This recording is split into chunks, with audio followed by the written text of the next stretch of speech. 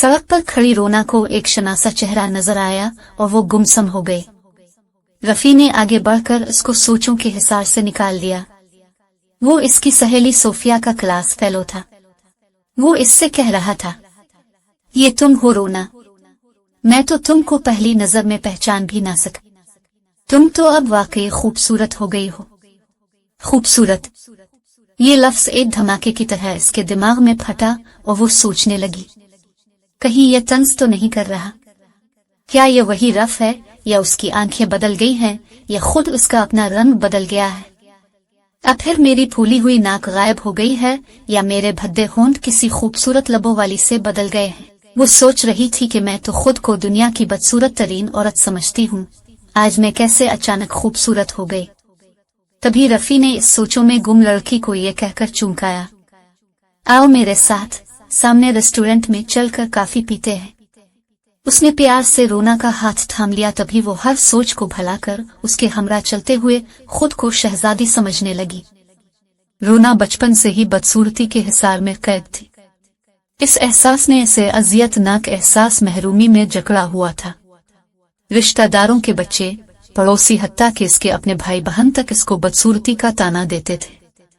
School में लड़कियां उसकी बदसूरती पर तरस खाते, कुछ हकारत से देखते। कॉलेज पहुंचकर तो हद हो गई। लड़कों ने इसकी शक्ल पर आवाजें कसे और बेवकूफ भी समझा। ये हक्कनोतें और नाकामियां, ये दिल आजारियां उसकी बड़ी कमजोरी बन गईं। और फिर कॉलेज छोड़कर उसने मुलाजमत कर ली, क्योंकि ऐसे में शादी का सवाल ही पैदा नहीं होता था। अच्छी अच्छी सूरतों वाली मालक्काएं अभी तक बर की आस में बैठी सूख रही थी, फिर उसकी क्या औकात थी। उसने समझ लिया कि तन्हाई में ही आफियत है, मगर फिर वो अकेले रह रह कर भी उकता गई और तन्हाइयां इसके लिए बबूल का दरख्त बन गई, जिसमें कांटे तो भरे थे मगर छांव नहीं थी। वो कितने दिनों से किसी की पुकार की मुंतजिर थी कि आज सड़क किनारे रफी ने देखा और पुकार लिया। न सिर्फ पुकारा बल्कि इसका हाथ पकड़ लिया था। वो बेइख्तियार उसकी तरफ बढ़ती चली गई। उन्होंने बहुत खुशगवार माहौल में बातें की। एक रोज डरते डरते रोना ने बिलाखिर रफी से दिल की बात कह डाली, तुम्हें मुझ में ऐसी क्या दिलकशी नजर आने लगी कि बेइख्तियार मेरी जानिब खिंचे चले आते हो? वो तुम्हारी इतनी खूबसूरत महबूबा दिलनवाज सोफिया कहाँ चली गई है? ये सुनकर रफी पहले हंसा, फिर बोला, अक्लमंद खातून, खूबसूरती से चोट खाया हुआ इंसान ही तो बदसूरती में पनाह ढूंढता है। कम अज कम बदसूरती बेवफा तो नहीं होती। तब रोना ने इसको गनीमत जाना और समझी कि वफा शियारी बदसूरतों ही की मीरास है, और वो खुलूस के साथ उसकी जानिब कदम बढ़ाने लगी। इसको हालात के बदल जाने पर यकीन नहीं आता था। वो तो इस वक्त को एक आरजी हुसैन ख्वाब समझ रही थी। तभी एक दिन उसने रफी से शादी का तज़किरा कर दिया। जवाब में गैर मुतवक्के ऐसा बातमाद और मुस्बत अंदाज मिला कि वो हैरान रह गई। इस खुशी की तो इससे तवक्को ही ना थी। अब उसकी जिंदगी में भी बहार के कदमों की चाप सुनाई देने लगी थी और वो अपने घर की आराइश के मुतालिक सोचने लगी। उसने अपनी बरसों की जमा पौनिज ही घर की अशिया खरीदने पर सिर्फ कर दी और अपने उजले पजड़ी घर को संवारने लगी। खुद को भी नक्सक से दुरुस्त रखने लगी।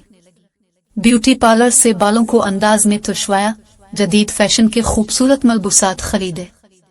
रफ ने इसकी बिन्त टेंथ देखकर उसे शादी का प्रपोजल दिया तो रोना खुद को दुनिया की खुश किस्मत तरीन लड़की समझ बैठी। शादी का दिन मुकर्रर हुआ, कार्ड छप गए और फिर दोनों के दोस्त अहबाब में तकसीम हो गए। हर शख्स हैरान था, ये कैसा जोड़ है। कहाँ हुसैन और जमील रफी और कहाँ बेचारी 35 बरस की बदशक्ल भद्दी नाक वाली रोना। मगर ये अपनी अपनी पसंद की बात है कि हसन तो देखने वाले की आंख में होता है, जो जिसे चाहे पसंद कर ले। ये सब खेल भी खुदा की कुदरत के ही होते हैं कि कौन उसका जोड़ा बनता है, और जोड़े तो सुना है कि आसमान पर बन जाते हैं।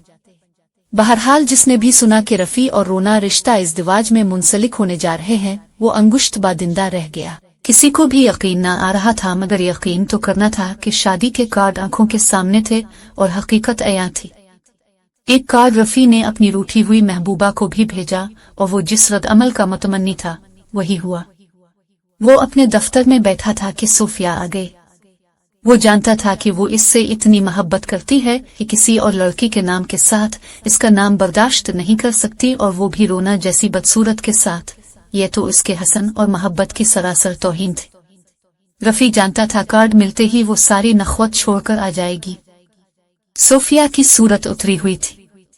रोते रोते इसकी आंखें सूज गई थीं। गम से इसका बुरा हाल था, जैसे अभी जान से चली जाएगी। रफी भी इससे मोहब्बत करता था, इसे दुख नहीं देना चाहता था, लेकिन इसे अपनी तरफ मोड़ लाने का और कोई तरीका भी न था। तभी इसने ये तुरुप का पत्ता खेला था। सोफिया को अजियत में देख रफी का दिल भी तड़प गया। गिले शिकवे हुए, फिर रोना का वजूद दूध में से मक्खी की तरह उनके दरमियान से निकाल फेंका गया। अगले रोज अखबार में इश्तिहार आ गया कि चंद नागजीर वजूह के सबब रफी और रोना की शादी मंसूख हो गई है। कार्ड भी मंसूखी के इश्तिहार में साथ छुपा हुआ था। लिखा था, हम दावत की मंसूखी के लिए माजरत खा है। सुबह सुबह जब रोना ने अखबार में शादी की मंसूखी का इश्तिहार देखा, इसे अपनी आंखों पर यकीन न आया। सर चकरा कर रह गया। इसने फौरन अपने दफ्तर जाकर रफी को फोन किया। ये सब क्या है रफी? डियर रोना, जो कुछ मैं खो चुका था तुम्हारी वजह से मुझे दोबारा मिल गया है। मैं तुम्हारा ये एहसान जिंदगी भर नहीं भूलूंगा। मेरी तरफ से तुम्हारे साथ ज्यादती हुई, लेकिन मैं बेबस हूँ, मुझे मुआफ कर दो। उम्मीद है तुम इतनी अजीम और आला ज़र्फ जरूर होगी कि मुझको मुआफ कर दोगी।